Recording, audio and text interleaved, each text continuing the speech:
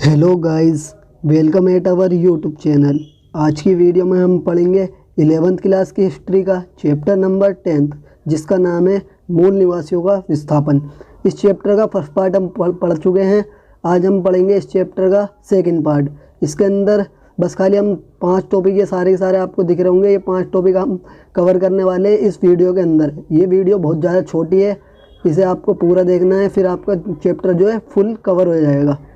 तो गाइस, जो सबसे पहले हम टॉपिक के ऊपर डिस्कस कर लेते हैं कि टॉपिक हमें इस चैप्टर में आखिर पढ़ने कौन से हैं। तो सबसे पहले जो गाइस हमें टॉपिक पढ़ना है, उस टॉपिक का नाम है गोल्ड रश। हम गोल्ड रश के बारे में पहले भी पढ़ चुके हैं पिछले पार्ट में, मगर अब हम इसे फुल एक्सप्लेनेशन के साथ पढ़ेंगे कि गोल्ड रश क्या था और ये क्यों शुरू हो गया। गोल्ड रश के कारण अमेरिका में हुई औद्योगिक में वृद्धि, यानी उद्योग से रिलेटेड जो अमेरिका में तरक्की हो गई थी, विकास हो गया था, वो क्या था, उसके बारे में पढ़ने वाले हैं आज हम इस वीडियो के अंदर। संयुक्त राज्य अमेरिका के मूल बाशिंदों को उनकी ज़मीन से बेदखल करना, यानी कि यूरोपीय लोग थे, वो मूल बाशिंदों को क्यों बेदखल कर रहे थे, उनकी ज़मीनें क्यों छीन रहे थे, इसके बारे में आज डिस्कस करेंगे इस वीडियो के अंदर। मूल बाशिंदों को उनकी ज़मीन से बेदखल करने के तरीके, उन्होंने कौन कौन से तरीके निकाले, किस तरीके से उन्होंने उन्हें उनकी ज़मीन पर से हटा दिया। सन 1970 के दशक में आई बदलाव की लहरों के कारण ऑस्ट्रेलिया के मूल निवासियों के जीवन पर प्रभाव, यानी कि 1970 में के टाइम क्या हुआ था, कौन से बदलाव आए थे ऑस्ट्रेलिया के लोगों के लिए, ये सारे बदलाव हम आज इस वीडियो में कवर करेंगे। तो गाइस, जो सबसे पहले हमें टॉपिक पढ़ना है आज का, उस टॉपिक का नाम है गोल्ड रश। अब ये गोल्ड रश क्या था? इसकी शुरुआत हुई थी कैलिफोर्निया नाम की जगह से। कैलिफोर्निया जो थी अमेरिका में एक जगह थी, वहाँ पे यूरोप के लोगों को ये पता चल गया था कि वहाँ पे थोड़ा बहुत सोना है, क्योंकि सोने के चिन्ह मिल गए थे वहाँ पे लोगों को यूरोप के। तो यूरोप के लोगों ने सोचा वहाँ पे से सोना निकाल के वो बहुत ज़्यादा अमीर हो जाएंगे। इसी चक्कर में यूरोप की बहुत बड़ी संख्या में लोग अमेरिका के कैलिफोर्निया में जाके बस गए और वहाँ पे बहुत ज़्यादा आबादी इन्होंने कर दी थी। और ये सब जो हुआ था 1840 में हुआ था, इसे ही कहा गया गोल्ड रश। यानी कि जो सोने के कुछ चिन्ह मिले कैलिफोर्निया में, उसे तो ये समझ के कि बहुत सारा सोना है कैलिफोर्निया में, यूरोप के कई सारे लोग अमेरिका पहुंच गए और उसकी तलाशी करने शुरू कर दी उन्होंने सोने की, कि सोना कहाँ कहाँ पर है। यही तुम्हारा गोल्ड रश था। गोल्ड रश के कारण अमेरिका में हुई औद्योगिक में वृद्धि, यानी कौन कौन से बदलाव आ गए थे अमेरिका के अंदर, कौन कौन सी परिवर्तन दिख गए थे जब उद्योग, ये पता चला लोगों के गोल्ड रश की शुरुआत हो गई है। यानी कि लोग पहुँच गए थे कैलिफोर्निया सोना पाने के लिए गोल्ड रश के अंदर। तो अब इसकी शुरुआत करने से सबसे पहले जो हुआ, ये परिवर्तन हो गया कि अमेरिका में बहुत ज़्यादा रेल लाइन बनाई गई। जब लोगों को ये पता चला कि कैलिफोर्निया में बहुत सारी जगह पे सोना है, तो पूरी अमेरिका में लगभग रेल लाइन बिछाई जाने लगी, ताकि ज़्यादा से ज़्यादा लोहे को, सामान को या सोने को एक जगह दूसरी जगह पहुँचाया जा सके। चीनी श्रमिकों की नियुक्ति की गई। चीन से बहुत सारे श्रमिक बुलाए गए, क्योंकि चीन की अभी आबादी आप जानते हैं बहुत ज़्यादा है। चीन से कैदी बनाकर लोगों को लाया गया और उन्हें बहुत सारे लोगों को काम पे लगाया गया अमेरिका के अंदर, ताकि बहुत ज़्यादा लाभ कमाया जा सके। रेलवे के साथ सामान बनाने के उद्योग विकसित हुए, यानी कि रेलवे जो है, रेलवे यानी कि रेल से रिलेटेड जितने भी सारे उद्योग हैं, काम हैं, वो सारी शुरुआत कर दी गई उनकी अमेरिका के अंदर। और ऐसे यंत्र बहुत बड़े बड़े बनाए गए, जिससे ज़्यादा से ज़्यादा वो कृषि कर सके और अपने दूसरे देशों में बेच सके कृषि करके यूरोप के लोग। संयुक्त राज्य अमेरिका और कनाडा में औद्योगिक नगरों का विकास हो गया था, यानी कि जो कनाडा और अमेरिका थे वहाँ पे बहुत सारे उद्योग खुल गए, फैक्ट्री कारखाने खुल गए थे, जिसकी वजह से वो बहुत ज़्यादा फेमस हो रहे थे और लाभ कमा रहे थे यूरोप के लोग उन उद्योग से। तो गाइस, आते हैं अपने थर्ड टॉपिक पे।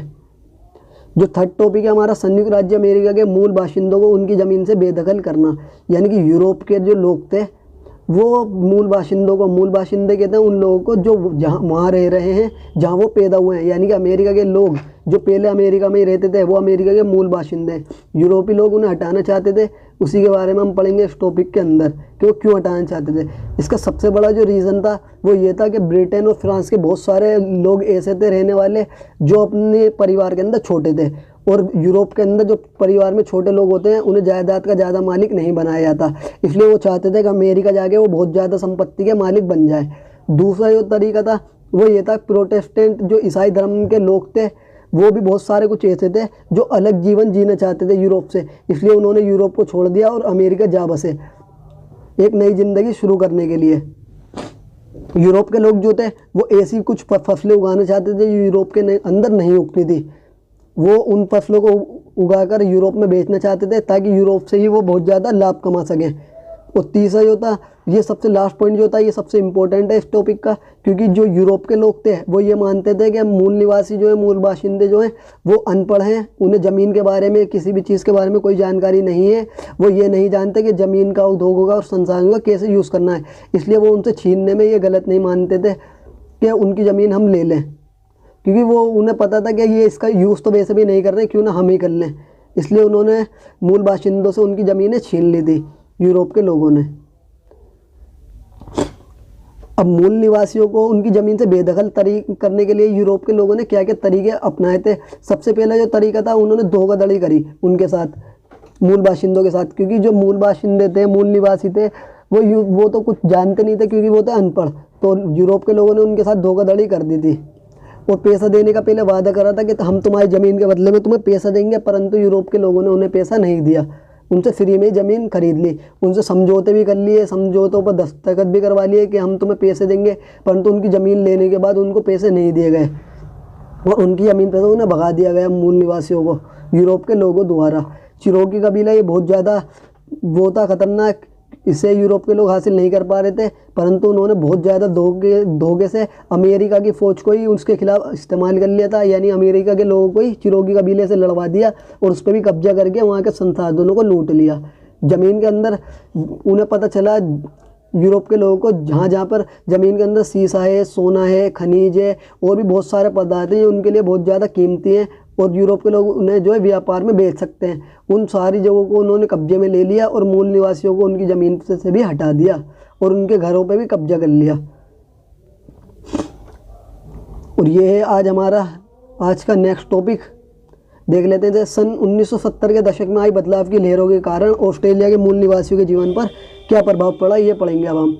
तो सबसे पहले जो प्रभाव पड़ा था वो ये था कि उनकी संस्कृति के बारे में भी लोग जानने लग गए थे। उनकी संस्कृति क्या है, किस तरीके से वो जीवन जीते थे, लोगों ने जानना शुरू कर दिया था। वो किस तरीके से कपड़ा बनाते थे, भोजन खाते थे, उनकी सब्जियां क्या क्या बनती थी, उन्होंने किस तरीके से चित्रकारी करी थी, उन्होंने हाथ से क्या क्या औजार बनाए, कपड़े सामान बनाए, लोग इसके बारे में भी जानना लोगों ने शुरू कर दिया। उनकी संस्कृति को बहुत ज़्यादा महत्व दिया जाने लगे कि उनकी संस्कृति बहुत ज़्यादा अच्छी संस्कृति थी।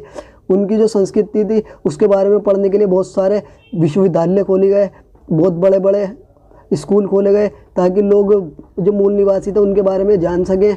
और इसके लिए म्यूज़ियम भी बनाए गए, कई जगहों पे संग्रहालय बनाए गए ताकि उनके द्वारा बनाई गई चीज़ों को लोग देख सकें कि उन्होंने किस तरीके से कौन सी चीज़ बनाई थी।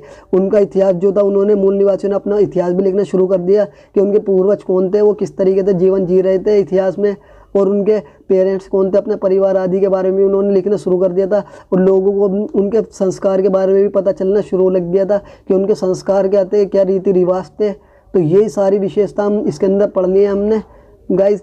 तो आज की वीडियो हमारी एंड हो गई है बिल्कुल। Thank for watching, thank you, धन्यवाद दोस्तों। इसका PDF का लिंक भी आपको डिस्क्रिप्शन में मैं दे दूँगा, वहाँ से आप इससे डाउनलोड कर सकते हैं।